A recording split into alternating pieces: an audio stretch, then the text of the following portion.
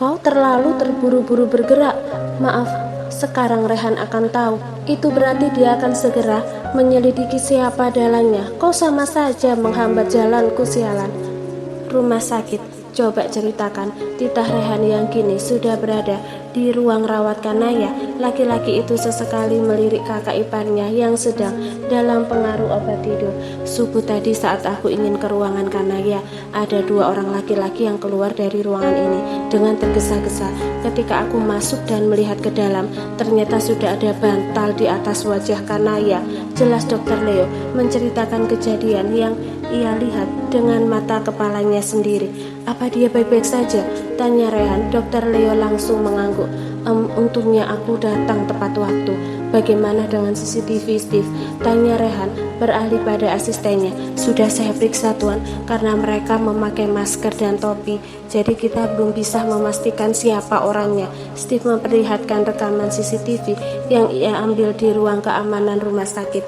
Jangan tanya bagaimana caranya, karena Steve sangat berpengaruh. Setelah Rehan di rumah sakit milik keluarga Wijaya ini, saya sudah mendapatkan plat mobil yang mereka gunakan. Saya juga sudah meminta anak buah kita untuk mengecek CCTV jalan yang dilewati mobil itu. Bagus, kau bergerak dengan cepat tanpa aku perintahkan terlebih dahulu. Kau memang bisa diandalkan, ucap Rehan berdiri lalu berjalan mendekati ranjang Kanaya. Terima kasih, Tuan. Dokter Leo berdecak kesal melihat wajah angkuh Steve. Ia juga ingin dipuji, padahal perketat penjagaan di ruangan ini. Seleksi siapa saja yang masuk tak terkecuali kau, Leo. Aku? Tanya Dokter Leo menunjuk dirinya sendiri. Aku tahu kau tidak akan mengkhianatiku, tapi ini semua hanya jaga-jaga saja. Mana tahu ada seseorang yang ingin melukai Kanaya melaluimu. Jelas Rehan. Dokter Leo langsung menghela nafas panjang dan mengangguk. Semua dilakukan demi keselamatan Kanaya. Pasti orang itu bukan mengincar Kanaya, ucap Rehan menatap jendela yang langsung mengarah keluar gedung rumah sakit. Lalu mengincar siapa? Tanya Dokter Leo penasaran. Tentunya tuan muda, sela Steve serius. Hah? Rehan? Kalau memang Rehan yang diincar, kenapa Kanaya yang ingin dilenyapkan?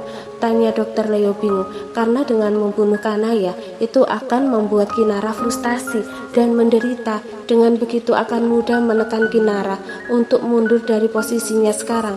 Jika Kinara pergi meninggalkanku, maka aku akan menjadi lemah. Rehan membalikkan tubuhnya, menatap Dokter Leo serius. Rumit sekali hidupmu. Belum juga kelar dengan Sarah, sudah berurusan dengan masalah baru. Dokter Leo benar-benar tak habis pikir dengan kehidupan temannya itu. Kalau sampai kakak ipar meninggalkanmu, apa yang akan kau lakukan? Tanya Dokter Leo penasaran dengan reaksi dari Rehan. Dia tak akan bisa meninggalkanku. Aku akan mengejarnya kemanapun dia berlari. Kalau maut yang memisahkan kalian? Tanya Dokter Leo. Alhasil dokter tampan itu mendapatkan tatapan membunuh dari Rehan. Anda mendoakan keburukan pada tuan muda dokter. Pada tuan muda dokter, tegur Steve ikut menatap tajam Dokter Leo. Aku bicara sesuai fakta. Siapa yang tahu ajal? Aku hanya ingin tahu bagaimana reaksi Rehan saja, bukan mendoakan hal-hal buruk untuknya, tegas Dokter Leo memperjelas agar tak terjadi kesalahpahaman. Kalau dia pergi untuk selamanya, maka aku akan hidup dalam bayangannya sampai ajal yang menjemputku. Kediaman Kinara. Kinara menatap kakinya di mana ada bekas kemerahan akibat digigit semut merah. Saya akan memanggilkan dokter Nona. Kinara langsung mencegat tangan Bibi Elle. Masa hanya digigit semut merah, langsung panggil dokter. Tidak perlu Bi, ini sudah biasa, ucap Kinara menggeleng. Apa Anda masih merasa sakit? Mau saya oleskan minyak kayu putih? Tanya Bibi Elle khawatir. Ya Allah Bibi, aku baik-baik aja. Aku bukan digigit ular tapi semut, hanya semut. Kinara tertawa geli melihat kekhawatiran Bibi Elle yang tak wajar. Saya khawatir sekali Nona. Sungguh ini sebenarnya bukanlah sifat Bibi Elle yang terlalu mementingkan hal remeh. Tapi wanita tua itu sudah belajar dari kesalahannya saat insiden minuman yang diberi Nyonya Ambar. Dari situ semua hal sepele akan menjadi serius bagi Bibi Elle. Suara klakson mobil terdengar samar-samar dari arah depan. Kinarah langsung berdiri dan berjalan ke teras dengan senyuman manis semanis gula yang dikerumuni semut. Ia pun menyambut suaminya yang baru saja datang. "Sayang," sapa Kinarah melambaikan tangannya. Rehan langsung memeluk Kinarah sembari mengelus lembut kepala wanita itu. "Bawa oleh-oleh?" tanya Kinarah mendongakkan kepalanya. Rehan tampak berpikir sejenak. Jujur ia tak membawa apapun untuk dimakan kecuali permen yang ada di sakunya. "Permen," lanjut Rehan memperlihatkan permen yang kini sudah ia pegang. "Yah, permen." Kinarah langsung mengambil alih permen itu dan membukanya lalu memasukkan ke mulut. Sungguh reaksi yang tak terduga membuat Rehan sangat senang. "Ayo masuk," ajak Kinarah menggandeng tangan suaminya masuk ke rumah. "Sayang, besok kakak akan operasi. Kita pergi sama-sama ya," pintah Kinarah. "Operasinya ditunda," ucap Rehan membuat langkah kaki Kinarah terhenti. "Kenapa? Apa terjadi sesuatu? Apa kakakku baik-baik saja?" tanya Kinarah panik. Hanya mendengar operasi Kanaya ditunda saja, Kinarah sudah panik. Apalagi mendengar kejadian tadi pagi. "Tenang dulu Kinarah, operasinya ditunda karena ada hal lain selain yang kau ucapkan tadi. Dokter lebih tahu pastinya." Jelas Rehan yang juga tak tahu mau memberikan alasan apa. "Terus kapan jadinya?" tanya Kinarah dengan mata yang berkaca-kaca. "Tunggu informasi dari Dokter Leo dulu," jawab Rehan mengelus pipi Kinarah yang sudah basah terkena air mata. "Jangan menangis, aku pastikan semuanya akan baik-baik saja."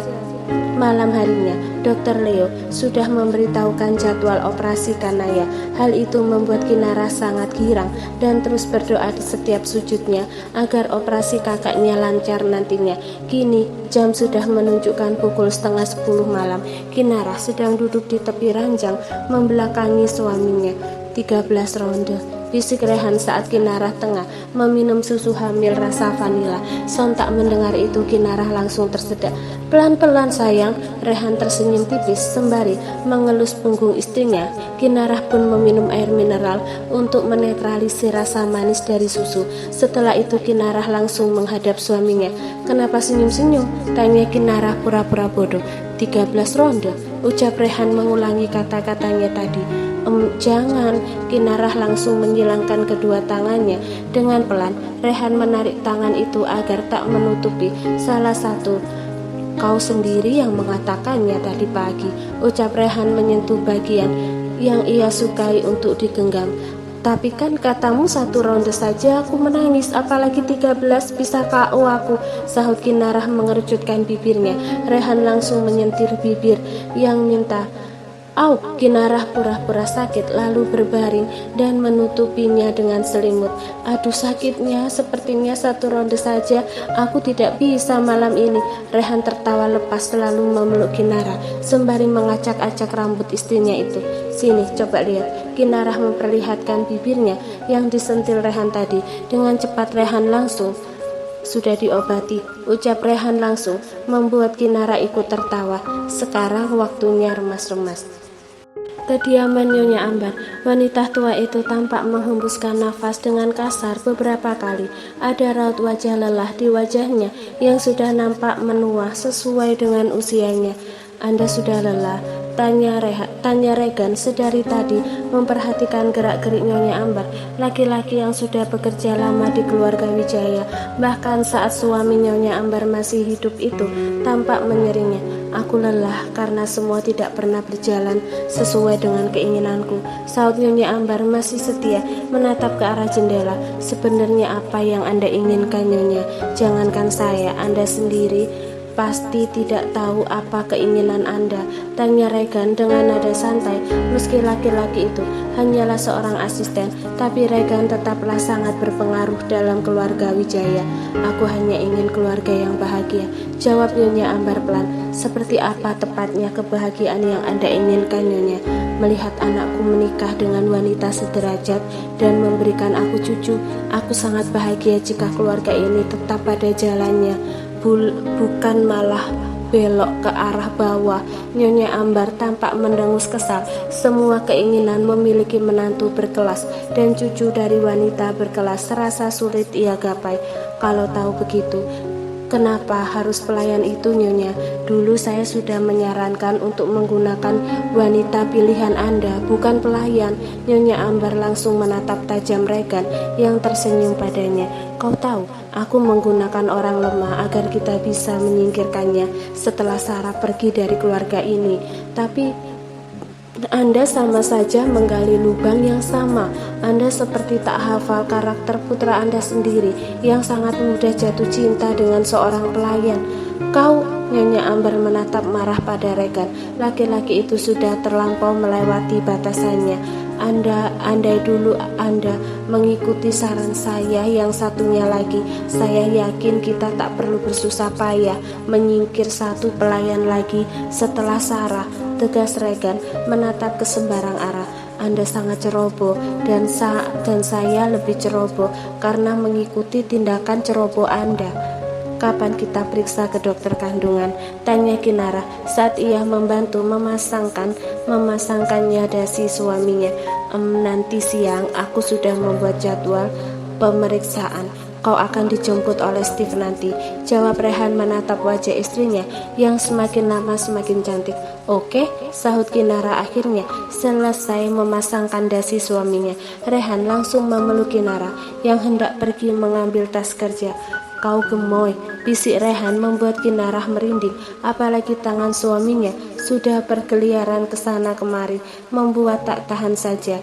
Jangan pegang-pegang begitu sayang, nanti kau tidak jadi pergi bekerja, tegur Kinara berusaha melepaskan pelukan Rehan. Kan halal, sahut Rehan mulai. Sayang, pergilah bekerja, nanti kau jatuh miskin, titah Kinara sedang tak ingin bermain panas-panasan, tapi kalau dipancing mau juga. Memangnya kalau aku jatuh miskin, kau akan meninggalkanku? Tanya Rehan tak menghentikan kegiatan nakalnya. Iya, aku tidak mau bersuamikan orang miskin, jawab Kinarah membuat Rehan tertawa kecil. Baiklah, aku akan bekerja lebih giat agar kau tidak akan merasa kekurangan. Rehan mengacak-acak rambut Kinarah dengan gemas. Semangat ayang. Rumah sakit. Apa yang Anda lakukan, dokter? Tanya Dokter Andre saat ia baru saja masuk ke ruangan Kanaya. Tentu harus melewati pemeriksaan yang ketat, harus meninggalkan KTP serta foto. Dokter Andre dibuat bingung oleh itu, tapi ia lebih dibuat bingung saat melihat dokter laki-laki berjas khas dokter tengah duduk di tepi ranjang Kanaya dan mengelus rambut dan wajah wanita yang terbaring lemah itu. Dokter Leo langsung menoleh dan tersenyum sinis lalu berdiri. Tidak bisakah Anda mengetuk pintu terlebih dahulu? Dokter Leo menatap sengit ke arah Andre yang sama berprofesi sebagai dokter. Hah? Anda bahkan begitu menikmati menyentuh wajah Kanaya sampai-sampai tak mendengar pintu yang sudah saya ketuk tadi, sahut Andre sinis. Sebaiknya jaga etika Anda, dokter. Anda menyentuh pasien tanpa kepentingan medis. Anda bisa dikatakan sebagai dokter cabul nanti, lanjut Dokter Andre mendekat ke arah ranjang Kanaya lalu meletakkan satu vas bunga matahari di atas nakas. Hani, aku membawakan bunga favoritmu, cepat sembuh dan semangat untuk operasinya, ucap Dokter Andre mengelus kepala Kanaya. Melihat itu Dokter Leo hanya bisa diam dengan tangan terkepal. Mengapa Anda memanggilnya seperti itu? Siapa Anda dalam hidup Kanaya? Tanya Dokter Leo dingin. Yang ditanyai pun langsung menoleh lalu tertawa kecil. Yang jelas saya lebih mengenal Kanaya jauh dari Anda yang baru saja mengenalnya, tapi sudah berani menyentuh wajahnya secara diam-diam. Setelah mengatakan itu, Dokter Andre keluar dari ruangan, meninggalkan Dokter Leo yang diam membisu. Apa ia sudah terlalu lancang karena menyentuh Kanaya secara diam-diam? Kediaman Kinara. Permisi, paket, teriak seorang kurir menekan bel di dekat pintu gerbang. Paket dari siapa dan untuk siapa? Tanya security. Atas nama itu milik saya, salah seorang wanita berpakaian khas pelayan keluarga Wijaya. Periksa paketnya sebelum dibawa masuk. Tita, salah satu bodyguard yang memang ditugaskan untuk memeriksa barang-barang yang masuk ataupun keluar dari rumah. Tapi itu hanyalah celana dalam, Tuan.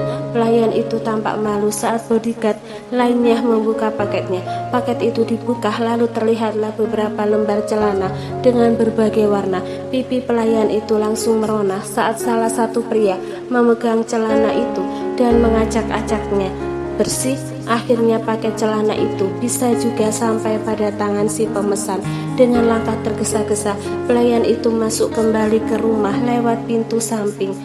Hampir saja di dalam kamar. Kinarah menatap lengannya sendiri yang sudah memerah karena ia garuk dengan keras. Padahal aku tidak memakan pantangan. Gumam Kinarah merasa gatal di lengannya. Lama-lama jika ia terus menggaruk, maka kulit itu akan terkelupas dan berdarah. Mandi lagi Kinarah pun bergegas masuk ke kamar mandi untuk membersihkan diri. Mungkin ia menyentuh sesuatu yang membuatnya merasa sangat gatal di bagian lengan kirinya. Selang beberapa menit Kinarah masuk ke kamar mandi. Pintu kamar dibuka oleh seorang pelayan. Dengan pelan, pelayan itu meletakkan semangkok buah yang sudah dikupas dan dipotong beserta air mineral dan beberapa cemilan. Sebelum benar-benar keluar dari kamar, tampak pelayan wanita itu meletakkan sesuatu ke dalam mangkok yang berisikan potongan buah. Aku harus segera pergi dari sini. Setelah bergumam pelan, pelayan itu pun langsung keluar dari kamar. Saya sudah meletakkannya di atas nafas, ucap pelayan itu pada Bibi Ella yang sibuk melihat daftar pengeluaran dapur bulan ini. Apa Nona ada di sana? Tanya Bibi Ella menatap pelayan yang menjadi penggantinya mengantarkan cemilan untuk Kinarah. Nona sedang di kamar mandi, lanjutkan pekerjaannya. Baik, bukan sembarang.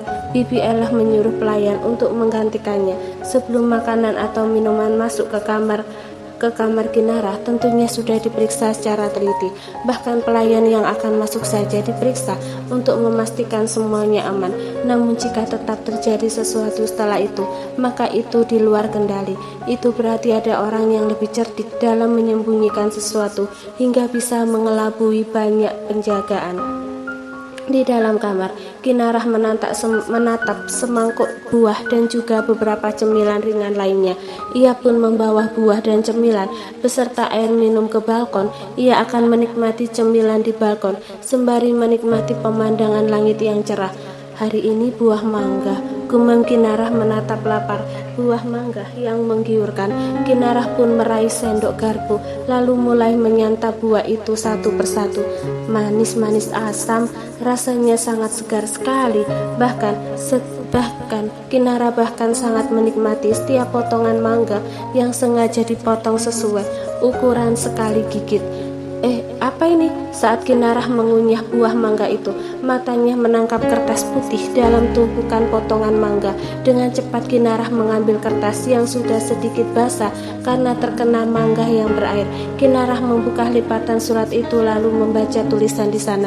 Temui aku di kediamanku. Mata Kinarah terbelalak kaget saat membaca sebuah perintah yang bertulis di surat itu. Apalagi melihat si pengirim adalah Nyonya Ambar. Untuk apa Nyonya besar memintaku menemuinya? Apa dia ingin melihat cucunya yang belum lahir ini? Tak ada pikiran buruk dalam benak wanita itu mengenai Nyonya Ambar, karena selama ini semua kejahatan mertuanya itu ditutup rapat darinya. Yang wanita hamil itu tahu Nyonya Ambar pasti tak akan melukainya karena ia sedang mengandung anak dari Rehan. Apa aku beritahu Rehan atau tidak ya? Tapi kenapa Nyonya besar mengirim surat? Kenapa tidak datang ke sini saja? Berbagai macam pertanyaan melintas di benak wanita itu. Ia pun menyimpan surat itu lalu meminum air mineralnya. Siang harinya, mobil yang dikendarai Steve sudah memasuki halaman. Kinarah juga sudah menunggu di teras 2 detik yang lalu. Sampai jumpa nanti sore Bibi, ucap Kinarah melambaikan tangannya. Sampai jumpa lagi Nona, hati-hati di jalan, balas Bibi Ella ikut melambaikan tangannya. Kinarah pun masuk ke mobil saat Steve membukakan pintu untuknya. Go go go, teriak Kinarah semangat. Steve sampai dibuat terkejut dengan teriakan Kinarah yang tiba-tiba. Di mana suamiku? Tanya Kinarah menatap punggung Steve yang fokus mengemudikan mobil. Tuan masih ada sedikit urusan Nona. Jadi aku periksa sendirian ya? Tanya Kinarah langsung terlihat murung. Tentu saja tidak Nona, Tuan akan datang ke rumah sakit sebelum jadwal periksa kandungan Anda. Kinara pun kembali tersenyum mendengar itu, lalu mengangguk dan memilih diam. Wanita itu menatap ke arah luar di mana orang-orang terlihat sibuk dengan kegiatan masing-masing. Apa isi surat yang Anda temukan tadi, Nona?